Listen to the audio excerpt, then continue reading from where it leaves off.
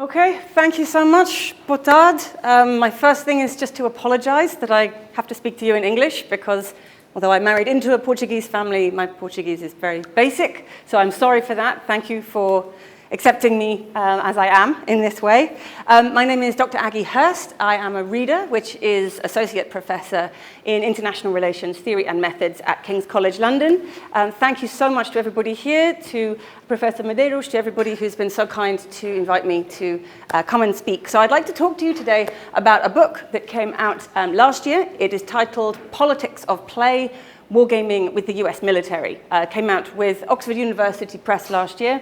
And really is the culmination of about 7 or 8 years now of work. So I've been chasing around the goods and the greats of the US military wargaming community on their military bases, in their schoolhouses, trying to get them to talk to me about what they do in teaching, in training, and other areas of wargames and simulations. I've been lucky enough to have some funding, as Professor Medeiros kindly said, which has allowed me to go on these research trips and to find myself very surprised that the military community was very open to come to our wargames, come to our simulations, come to the classroom. So I've been able to observe these things in action, which has been very exciting, a little bit disconcerting. It's not my natural habitat. I didn't expect to be in military places very often. But the result is this new book, which has come out. So as has already been said, my background is international relations, particularly theory, but also more applied topics. So what I want to do with my research project is two things. First of all, as many of you will know already, there is already a literature on games in international relations, but it focuses mostly just on video games in the household, the PlayStations, all these other kinds of devices, handheld consoles. And there's a very interesting literature on this. If you haven't experienced much of it already, I encourage you. But as I was trying to figure out this project, I was interested to see that there's not very much on the military use of games. Very little has been written so far in international relations, and I was thinking maybe I'm missing something, maybe I just haven't found it. But I kept digging, I started to go to the conferences of the gaming community, and really there was not much to be found. More is coming out now, but that's, I think, a consequence of some of these new conversations. So my first aim with this project is to focus from recreational games, games we play for fun, to professional games, games we play for serious military purposes, training, teaching, recruitment, also, interestingly, rehabilitation after service. And the other thing I want to do, in addition to this new kind of empirical focus, is to introduce the study of play to IR. Now, we think about play as something very unserious. Children play, animals play, we play for fun. But I want to suggest that play is very serious indeed. There is nothing more serious, I would say, than when you see a child at play, the amount of focus, the amount of attention. I have my son, 18 years old, Tiago, Portuguese name. He plays with the most seriousness I've ever seen. No adult can be as serious, I don't think. But I think if you want to understand war games, video games, simulations, the study of play is a really good way to do it. So I've focused in the book to some considerable extent on play as well. As Professor Medeiros kindly said, there's been a number of articles that have come out on this topic in the last few years. But this is the result. I went for a bright pink cover. People say, oh, the pink book on wargaming. So at least they've noticed the color. It's the first scholarly book which tries to map the first 10 years of what has been called the US military renaissance, the renaissance in wargaming. Starting 2014, 2015, we see this DoD-wide, Department of Defense-wide push through these memos from then Defense Secretary Chuck Hagel and Deputy Bob Work, saying, right, everybody in the military, we need to push wargaming. We need new wargaming activities. We need to revivify the enterprise. We need new types of games. We need to roll out more games in various ways. And as I said, what I'm interested in doing also is to think about how play can be used to understand some of these phenomena. So I offer a new theory of play, which is grounded in all of these interviews I did when I was chasing these wargamers around the United States. So I think I have about just over 100 hours of original interviews which have gone into the book. If you see the book, I've given a copy there if anyone's interested maybe to have a quick look around. It's a lot of interviews in there. So I like to have the words of the interviewees written up in full so that you can see what they said. and that so I can show what they understand themselves to be doing in their practice, rather than just my interpretation. So, as I said, the overview of the book, it's this wargaming renaissance in the United States military, beginning from about 2014. What I'm asking in the book is, how are games and play being operationalized as tools of wargaming in the first 10 years of this renaissance? How are they used through the life cycle of warfighters? Maybe we know something already about how games are used to recruit. You may know about America's Army, which is the biggest, perhaps, example of that, but there are many others. How it is used through training, how it is used when military personnel are deployed, how it's also used as a tool of healing, to get used to sometimes a new limb, or to process trauma or something when soldiers have experienced difficult things. So I try and talk about this as play as a form of pedagogy, play as a way of learning, which sits at the heart of why the US military wants to use these materials. And I hope that some of this is useful for your own interest in simulation and gaming as well. So my background is in quite critical theory, critical international relations. So I also want to offer some critique and to think about the politics of what is happening here. So I argue that it's not simply a case, as we usually think, of a player playing a game. What I argue in the book is that because military games, in fact, target the players, they try to bring about some kind of change or learning in the player, that actually we don't have the player play the game, we in fact have the game play the player. So thinking about how a game impacts upon the person who plays it. And I think in the literature we don't fully appreciate how powerful games can be as tools of learning, tools of insight, tools of military skills and doctrine as well. I'm hoping this is making sense so far. People haven't yet fallen asleep, so I'll take that as a good sign. If you have any questions as I go along, please wave. Please, maybe don't throw something. That will be a bit dramatic. Good. So what I want to suggest in this, and I start off with a bit of philosophy. As I said, my background is in theory, so I like to confuse people with a little bit of high theory. But we don't have to focus too much on that today. So what I want to argue is, how is it that games work to produce soldiers, to produce military subjectivity, military life? And what I argue is that there are at least two key drivers, two things that kind of facilitate or bring about this process. Now, one of these is what I call for the win. We all know, as people who game, that this pursuit of victory conditions is a very powerful drive, right? Why do we play? Because we want to succeed. We want to win. We want to get to the end result. And what I suggest is that games of this kind in the military have, as part of their structure, this system of reward and punishment. So you incentivize certain behaviors and you kind of disincentivize or punish other kinds of behaviors. And what I argue also is that we need to think about immersion. I don't know what the Portuguese word for that would be, but... Okay, thank you very much. Because I think also a fascinating topic. One of my excellent colleagues, Debbie Lyle, posed this question during an ISA conference one year. She said, where do we go when we play? And it stuck in my head for ages, because when we play as ourselves, but also we kind of go someplace else. We go to the magic circle, we go to this sense of being absorbed and very focused. Sometimes if you're a serious gamer, you might suddenly come awake again and realize it's 3 o'clock in the morning and you haven't eaten and you don't know where you are and what's happening. This is a very powerful kind of spell to go into. And so I argue that games in the military context use immersion as a way to produce kind of military subjectivity, military life, military doctrine and values. So, as an overview, just to wrap that up, what I'm trying to also push is, I say, the question of play. How does play fit into this process of military subjectification, creating soldiers in the digital age? And what I say in the book, I think, is that it matters much less what we play. It's not about saying these games are good or these games are bad, these games are too militarized or these games are too whatever.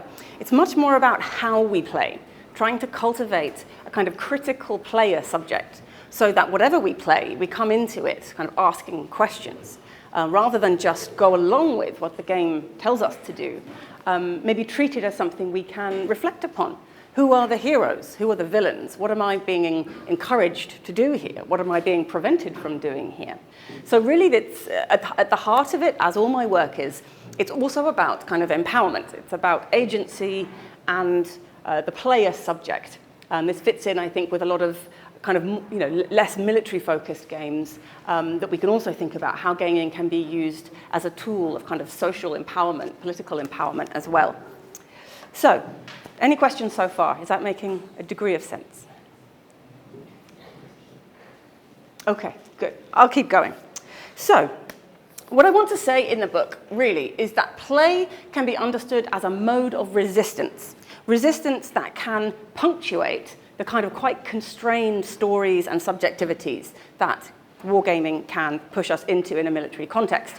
What I do, as I say, is think about a third type of play theory. So I build upon the two kind of theories of play that already exist, Apollonian and Dionysian. I can talk a bit about those in a moment. And I want to try to, as I say, focus on and challenge some of the kind of politics that's going on in the games that I've been looking at. Sort of thinking about a sort of deconstructive player, a kind of active critical thinking player, rather than what's been called the kind of implied player, when you just go along with the game. So this is what the book looks like. I've broken it down into 8 chapters. What I do in the first one is try to spend some time sort of really wading through the kind of quagmire that is definitional stuff around games. If you talk to military wargamers, they will tell you as many different definitions of games as there are people. They all have a very different view. Some people think games is the same as simulation. Some think they are very different. Some think that competition has to be involved. Others say no. So there's a whole kind of conceptual question here. So I try to offer what I think is a kind of reasonable definition of wargaming. But more importantly, I think to trace these different understanding so that we can understand what this community of military gaming folk understand by their practice, understand their wargaming archives to be. So from there, I move on to the kind of what I call the state of play. So thinking about what has been happening in the last kind of 10 years with this US military wargaming renaissance. So I begin with these Department of Defense memos that went out with Chuck Hagel and Bob Work, who were then Deputy Defense Secretary and Defense Secretary, respectively, calling for this revivified wargaming effort. What we need is more games. We want to train with them. We want to have everybody playing games for a whole number of reasons, which I'll get to. So I tried to give this kind of almost 10-year history of what's been happening in this context. I then turn to 2 theoretical chapters. What I try to do is give a kind of quite extensive genealogy, right from ancient sort of explorations of play right through to the postmodern. So it's been a philosophical kind of whirlwind, but also very interesting because, as I say, play doesn't really feature in international relations, but it does feature in other fields. So I've been able to kind of jump around from philosophy to psychology to sociology and try to bring in these different understandings of play, hopefully to kind of enrich the conversation of what I'm talking about. And then I get to the postmodern period, kind of more contemporary philosophy, where I build my own theory of play. Those of you who like theory and philosophy might find that interesting. Others may prefer the empirical side of the book. But I ground my thinking alongside the thought of Jacques Derrida, who is very confusing, but I think very interesting. And I offer what I call a deconstructive view of play, which is all about using these critical thinking skills when we play. Thinking about play not just as following the script in the game, but actually as something much more interactive, much more conversational, where more resistance can take place, where more questions can come in, where the politics can become exposed. You know, who are the good guys? Who are the bad guys? Who am I interpolated as in this scenario? And from there, what I do is turn to these kind of key drivers of gaming that I was telling you about before. So I try to argue that play, as I say, is a form of pedagogy and can be used to target the kind of cognitive dimension, the thinking dimension. So I spend a chapter looking at that, and then I spend a chapter thinking about the affective dimension, emotions, feelings, those kinds of experiences, because as we know, games are not just an intellectual enterprise. They're very emotional. They're very powerfully affective. So I'm quite interested in how we learn through these sort of emotional experiences in games. And then I turn to this question of how pursuit of victory conditions, the drive to win, keeps the player playing, and how the politics of immersion sort of situates us in these game worlds, which can maybe prolong or deepen educational experiences because we are immersed in and focused upon the game itself. So that's the contents of the book. It's been very interesting so far. The reception has been very positive, I'm glad to say. You never know when you're talking about a community that you might not think encourages critique or criticism. You don't know how it's going to go. But so far, it's been a very interesting and positive series of conversations from the community of gamers that I've been working alongside. So why use games? What's the point? Why would the US military be interested in games? They seem to be unserious. They seem to be for kids, for adults, but on their downtime. What could be so serious, so powerful about games? There are lots of reasons, and there are lots of different definitions of games and the different types. But from the interviews, a number of themes came out quite regularly around why the military wants to invest in and encourage gaming in this way. So the first of these is that it is very cost-effective. Unlike doing a live simulation where you would have to move tanks and weapons and personnel, in this context, you just simply hit restart. You can change various aspects of it as you go along, so you can kind of tweak and cater for your learners in the game environment. Or if it's a tabletop game, you can easily reset just as well. So a cost-effective option if you want to train your troops with certain skills. It's replicable, so it's not the case that you can only do it once or twice, you can keep going. And this is where the drive to win can be quite useful. People say, right, if I fail the first time, I want to try again and again, which sometimes is not the case in forms of training which are not gamified. It's also safe to fail. Nobody's going to get harmed physically, nobody's going to end up with a stray bullet that's gone awry. And it draws on the skills and the interests of the digital native. I don't know how many people in the room are kind of digital gamers or have been gamers, but many people, both your generation, my generation, and beyond, habitually game. Gaming is now, video games are now the single most lucrative entertainment medium globally, more so than the film and music and TV industries combined. And this is where it starts to get quite interesting because the arguments also circulate that one of the great things about games is that it captures the attention, right? So if you are trying to train your soldiers to perform a certain task, the argument goes you will have a much better result through a game because they will be engaged, it will be fun, they will try again. Whereas if it's just really hard work, they're not going to want to do that. And there are multiple side benefits, including introducing fun. You know, military trainers always say it's very hard to, training is just hard work, it's just grueling, it's just very intense and can be quite unpleasant, whereas if you turn it into a game, it could be enjoyable. You might have your service persons continuing to play even after the training has finished. They may play in their barracks, they may play on their downtime. So it helps to almost expand out the extent to which and places where training can take place. So one of the definitions that I found quite useful here from Roman and Brown surrounds this idea of where the learning takes place in the mind, in the cognitive sphere, but also in the emotions, also in the affective sphere. So Roman and Brown simply say that wargaming is a cost-effective means to provide experience-based learning with an emphasis on cognitive and increasingly affective training domains. Now, what I think is quite interesting about this quotation is that it suggests here that these training domains are actually like the purpose of the games, right? It's almost as though they are the target. And this is something that came out through interviews. Because you might think that in military training games, you are training in them because it teaches you how to fight an enemy. But for the most part, these games are actually, the target of the game is the learner themselves. Some skill, some change in viewpoint, some new ability, something like that. So I think it's quite interesting to think that the cognitive and the affective realms of the players themselves are actually the target. The military is targeting its own personnel with the games. And so this changes, I think, what we understand military gaming to be about. So what I'm trying to do in the book and beyond is to think about what's the military rationale? Why did these guys do what they do? And their view would be the following, that it is really about learning objectives. This could be a particular skill, it could be a piece of doctrine, it could be whatever it is. You use a game to kind of get something imparted to the learner, to transfer some information, to train them in a certain skill, to educate them about a certain topic. So it's all about the learning objectives. And the realization of these learning objectives is the kind of criterion of success. Did you do a good game? You evaluate that by how effectively what it is you were trying to teach was received. But I think this misses some important questions. This doesn't question, it doesn't open the question of the effects of using games on the players themselves.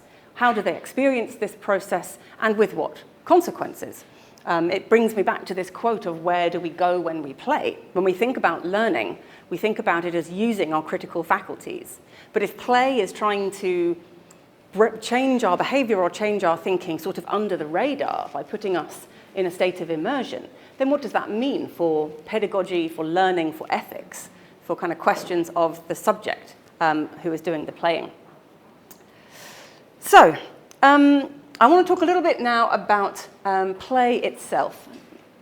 Because as I say, I think play is going to be extremely important as a way of explaining and coming to understand how players are affected by the games that they play in this context. So in many languages, and you'll have to correct me, I'm not sure about the Portuguese case, certainly in the French, certainly in the German, we have the same word for play and game. We have jeu, we have spiel. In Portuguese, it's the same or different, play and games? I don't know.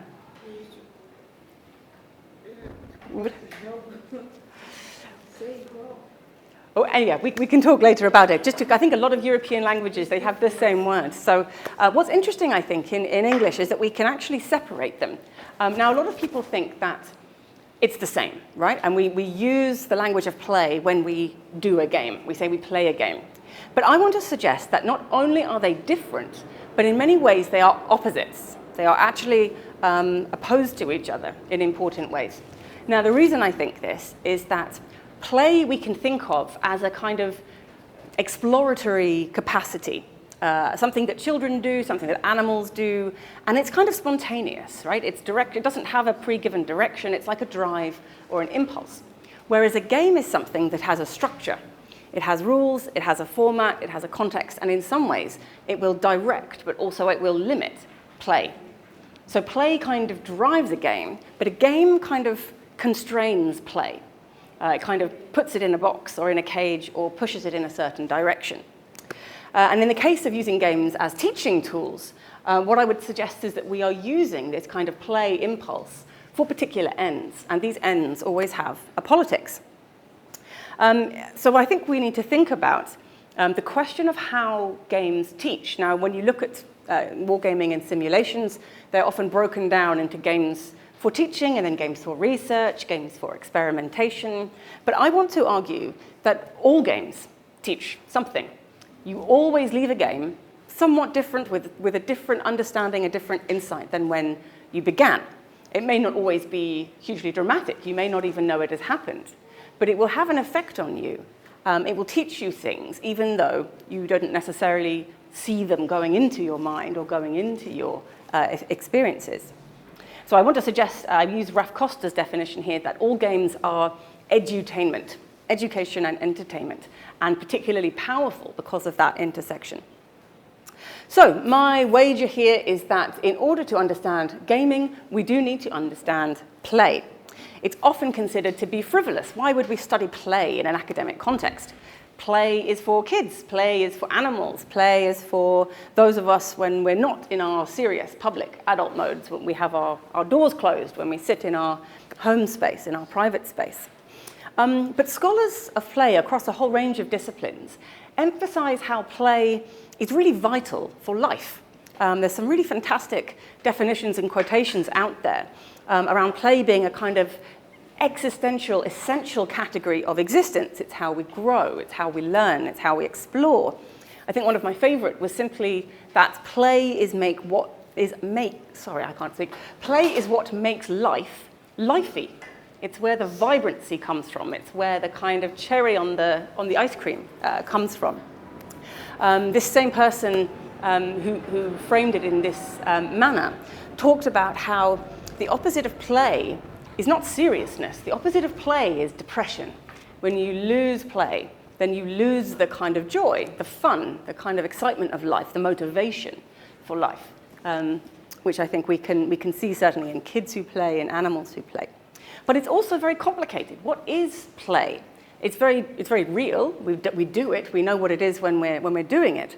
But it's also illusion. It's not real. It's different than the real world. It's pretend. It's a suspension of reality. It's real in one sense, but it's also non-real.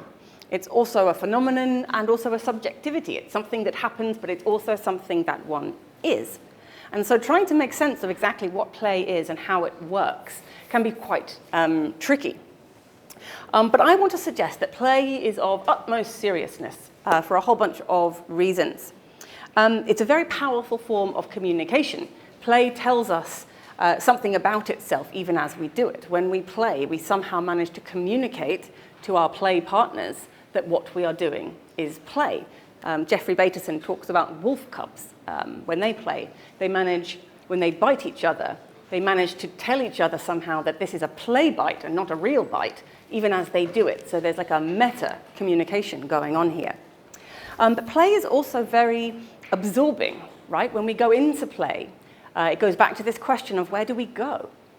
We don't think about ourselves in the usual way. Maybe our inner monologue is kind of shut down a little bit. We have this maybe decreased sense of self. We identify with our character or our role. If we're in a simulation, we use the I, the first person, to describe that experience. And it's also very self-renewing. It has this capacity to kind of be driven forward. People want to stay within and keep coming back to play. It's for its own sake. We call this autotelic. It's a kind of self-motivated phenomenon. When you study play and games when you learn to pronounce this chap's name. I think it's Csikszentmihalyi, but a very important flow theorist beginning from the 1970s.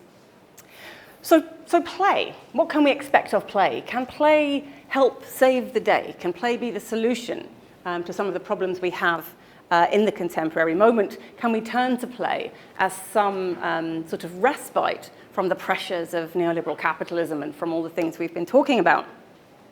So play is often considered to be unserious, as I've said, to be childish. But some say that if we turn to play, maybe we have an antidote. Maybe we have some relief for the subject. But there's also some interesting kind of critical literature here. If you haven't read it already, I recommend to you the book Against Flow by Braxton Soderman, because he wants to pose the question of whether we live in a world now that we might consider to be sort of playful capitalism, whether that all of the ways in which play might have given us a sight of resistance has sort of been co-opted in. So the games industry now, everything about it is sort of for the status quo rather than resisting it. So he says, no, play cannot save the day. Play is kind of useless to us if we want to promote empowerment, if we want to promote resistance. But I disagree. I think we can think of play as a mode of critical engagement, critical thinking, critical empowerment, which still has some purchase outside of this situation. So I'll try to just talk a bit about the theory side. Now, forgive me if philosophy is not your thing, but I hope to show you why I think it's important to get there. So I spend the third chapter and then the fourth chapter also trying to figure out what role has play had in Western philosophy. How do we understand play? What are the theories about it? What does it tell us about the experience of gaming? And what I find in the literature, which I think has been quite interesting, is that we've experienced what's been called a malediction of play. And most people in English wouldn't understand the word, so no worries if it doesn't make any sense to you. I think what is being said here is there's a kind of deprioritization or a kind of rejection, really, of play in Western philosophy. And the literature at the moment gets to about kind of Aristotle, Plato and Aristotle, to suggest this is where this break happens. So you have early philosophy, early Greek philosophy, where play is like thumbs up. They like play, the play of the Greek gods, chaos and exploration and libidinal drives and all of this. You have it in Heraclitus and others who are really for play. They're saying, play is life-giving, it's about exploration and all sorts of fun things. But then we get to kind of Aristotle, Plato and Aristotle, and we begin this process of kind of ordering play, making play safe, making play subordinate to reason, to serious things. People start to get a bit worried about play, a bit scared of play, saying it's too chaotic, it's too exploratory. What we want is some order. And this goes all the way through the kind of German idealist tradition until we get to Friedrich Nietzsche, who celebrates the return of a more kind of anarchic play. So what I do from here is try to think about what was good about early explorations of play and embrace of play, and why is it that the West has been so invested in kind of squashing play, and what's been the effect of that squashing. So what this results in, this kind of process of squashing, is what's known as Apollonian play, after the god Apollo. And this is where we see play being treated with quite a lot of discipline. Play is to be constrained and feared. If we do use play, then we only do it within certain constraints. We want to make sure reason is the purpose. So if you want to use play in education, for instance, you do that, but it's only for that purpose. You want to sort of encourage children to get serious as soon as possible. Whereas on the other hand, you have this more Dionysian form of play, after, as I'm sure you'll be aware, the god Dionysus. And this is much more celebratory, much more anarchic, much more exploratory, much more, drinking and merriment and all sorts of bad behaviors of that kind.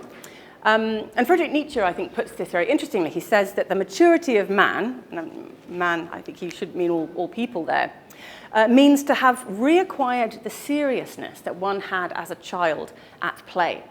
So he thinks that play is super powerful, a key motivator, not in opposition to reason, but actually what might drive us even to go and do thinking, do reason, do philosophy in that regard.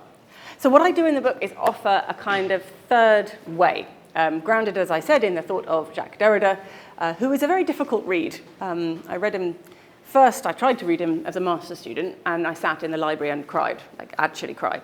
But over the years, I've become a big fan. And I think he gives us some very interesting tools here to think about play, to think about how we can take the free play of the Dionysian tradition, this emphasis on motivation, creativity, kind of not playing by the rules, but integrate some more reflexivity, as I said. Think about not just sort of anarchic play for its own sake, but actually thinking about it in terms of the subject, the play of meaning, the ways in which the subject might resist some of the kind of orders and rules being put upon them.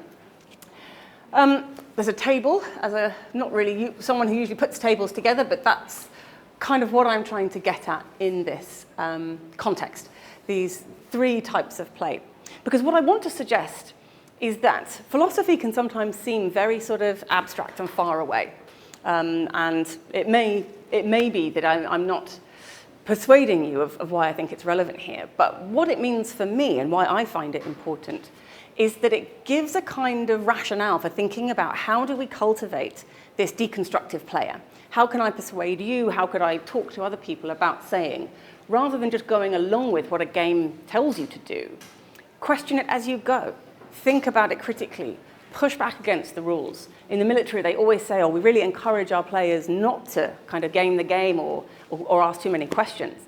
But I think if you're going to learn something from a game, especially about its designer, especially about the purpose, then you should push at the limits. You should ask awkward questions. There should be no limit on how far we can go in trying to interrogate, what is this game doing? It may be that it's doing something it didn't intend to do. So to that extent, I think Derrida and others are quite powerful because they can teach us that we are not simply recipients of the books we read, the games we play. We are co-producers. When we engage with them, we create them anew. We put our own influence on them. We rewrite them. And my hope, my invitation to everybody is to think about your own play and your own player subjectivity in this way and push at those questions. Because every game is political. Every game has been written by somebody and for a certain purpose. And so it's up to all of us to play reflexively, to evaluate it, to try to interrogate how it's been put together and why, and do we buy it? Does it make sense? We shouldn't just take it as given. So the last 2 chapters of the book I spend thinking about what drives play. Now, many of you who play for fun will maybe have your own reasons, but speaking to the military community, one of the things they very frequently point to is this pursuit of victory conditions. Why do I want to engage with this game? Because I want to win, because I want to beat the other person, because I want to beat the game system, because I want to be victorious in some way. And you can see how this makes sense in a military context. The rationale is, we attract type A personalities. Everybody in the military has to be a fighter and a hyper kind of intense person. But I think this question of where does the drive to win actually come from is quite interesting.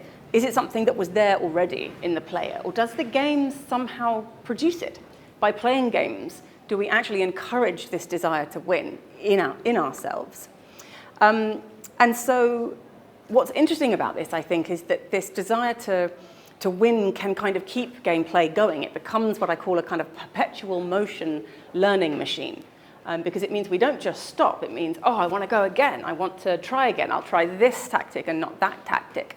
And so you keep people engaged, learning, interacting with the game for longer than would be the case if they were just reading something or just doing something non-gamified.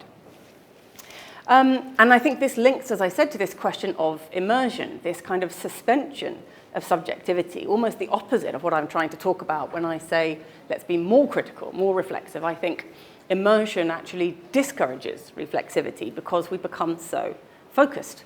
I just make a distinction in the book between immersion and flow. Sometimes they're talked about as the same thing, but I actually think they're quite different. Immersion is this kind of spell that we get into where we're kind of very otherwise. We're not sort of, our normal inner monologue is suspended. Whereas flow is actually a very intense form of focus that you might get in games. You may equally get it if you're a violinist or if you, climb a mountain, something like that, where you're very absorbed in what you're doing. And I think games can generate a combination of these experiential phenomena. And as I say, this question of Debbie Lyle, where do we go when we play, has been on my mind for many years at the heart of this project. Because if the idea is we're going to teach you how to use weapons, we're going to teach you how to fight, we're going to teach you military doctrine, but we're going to do it under conditions where your brain is kind of half elsewhere and when you're very immersed or absorbed, then there's a really important ethical question there about agency, responsibility, how is the learning kind of going in. But it's a spell, of course, that can be broken. And a lot of what the US military talk about is this question of how do we have more immersion? How do we get people more focused for longer periods? I want to ask a different question, as I say, which is, what's the effect of this on the player? What does it do to or for them? Is it a good thing? Is there a kind of ethical question about agency going on? So this question of flow, you may have seen this graph before. It's not one of my own. It's part of Csikszentmihalyi's analysis. The idea is if you want to get a game to kind of cultivate this flow state, then you need to find a kind of sweet spot on this axis or on this between these axes of kind of arousal on the one side and skill satisfaction on the other side. So you need to make things not too hard but not too easy, otherwise someone is going to disengage. Equally, you need to make things kind of not super anxiety producing but also not boring. So you need to match this arousal and sort of demand and skill. And not an easy thing to do. Game designers frequently lament how hard this is to do, to get people into a flow state and keep them there. So it's certainly not something that every game manages or manages for very long. But one of the places that I found myself when I was reading about this was the work of Paulo Freire in Pedagogy of the Oppressed. And I was quite surprised to find that he talks about immersion as well, in a different context, not talking about games, actually talking about animals. And I came across this statement of him. He simply says, animals do not consider the world, they are immersed in it. And that got me thinking, is immersion then a non-reflexive state? In other words, when we are immersed, when we are playing a game, do we actually stop thinking. And what does that mean if you're in a learning environment where people are trying to teach you things? If you were in this class and the teacher said, right, I'm going to tell you a bunch of things, but you're not going to be kind of aware or fully kind of able to think critically about them as I do it, that would be a very different sort of pedagogy, quite a problematic form of pedagogy, very different than Freire might be advocating. So what am I talking about with all of this theory and the philosophy about it? Well, to put it as simply as I can, although I don't think it's a very simple topic, if immersion stops us thinking critically, then there's a bit of a problem, because the problem becomes the player is no longer the subject of the game.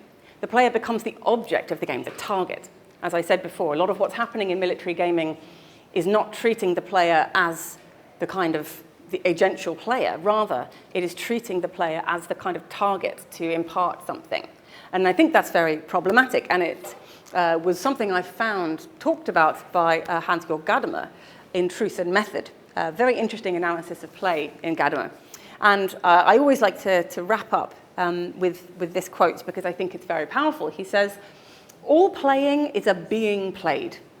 The attraction of a game, the fascination it exerts, consists precisely in the fact that the game masters the player.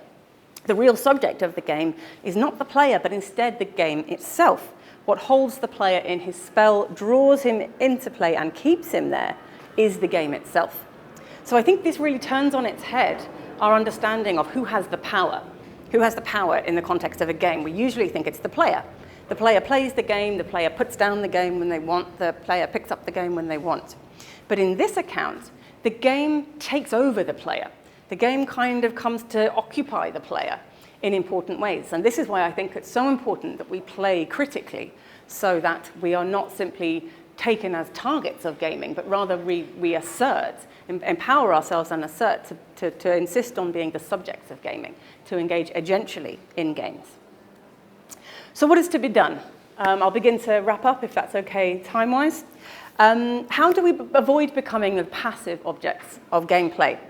My solution to this is that we actually do what the US military says we shouldn't do, which is break the spell of immersion, push against the game, push back, questions, criticisms, trying to think about, every game is filled with assumptions. If you have a simulation about any topic in the world, the designer has filled that game or that simulation with their own assumptions about how the actors interact, about the meaning of the subject matter, and all the rest of it. In other words, you couldn't really get a non-political game, I don't think. And so how do we do this? I think what we should do is emphasize the play. Think about ourselves as playful gamers or playful players. Use that exploratory play tendency to kind of cultivate this way of exploring games. Treat the game as a text to be read, to be interpreted. Thinking about play as this force or this exploratory tendency, and thinking about a game which has somehow captured or arrested play, and try to kind of set the play free again, trying to push against the limits of the game to become more enlightened as to what it's about. So play the game playfully, game the game, do fight the scenario. As I say, what I think is key is much less about what we play, but how we play. How can we become critical, empowered gamers to expose what I call the politics of play? And my contribution in this is to say that I think deconstructive play is one such method. Certainly not the only one, but we can use these ideas to think about posing questions. The game should be read like a text. What are the game's rules? Who has written the game? For what purpose was the game produced? What are the effects of the game on the players who use them? Who are the goodies and who are the baddies? What am I being rewarded for? What are my incentivizations here? Who is trying to encourage me to do what in this game? What are the gendered? What are the racialized? What are the colonial tropes that are at work here? What kinds of counter-ludic identities could we bring in? How can we mod the game? How can we hack the game? How can we turn it into something more open that isn't just a sort of play straitjacket, I suppose?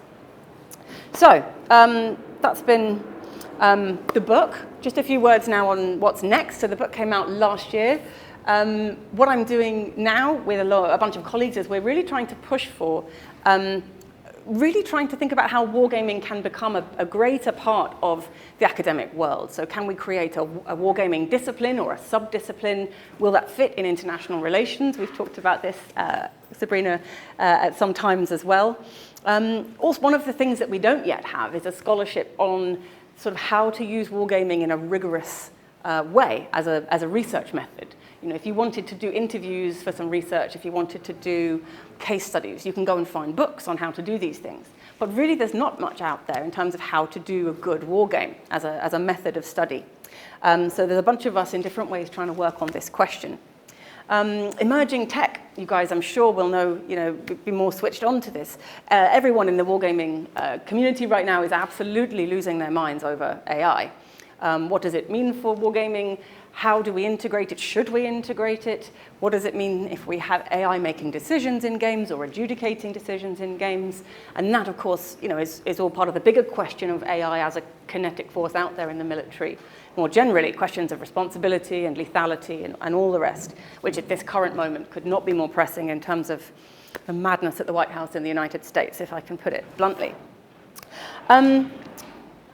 Some other, yes, so that's the book there. There is a discount code if anybody wants it. I'm also very happy to find other solutions to getting the book around because, there is a paperback version, so it isn't too expensive, but also, I always feel awful about people having to pay for things. But there is a book circulating around if anyone wants to have a look. So let me just thank you so much for your time and your attention and for having me here at Lusófona. Apologies again for not being able to communicate with you in Portuguese, but muito obrigadinho. And thank you very much.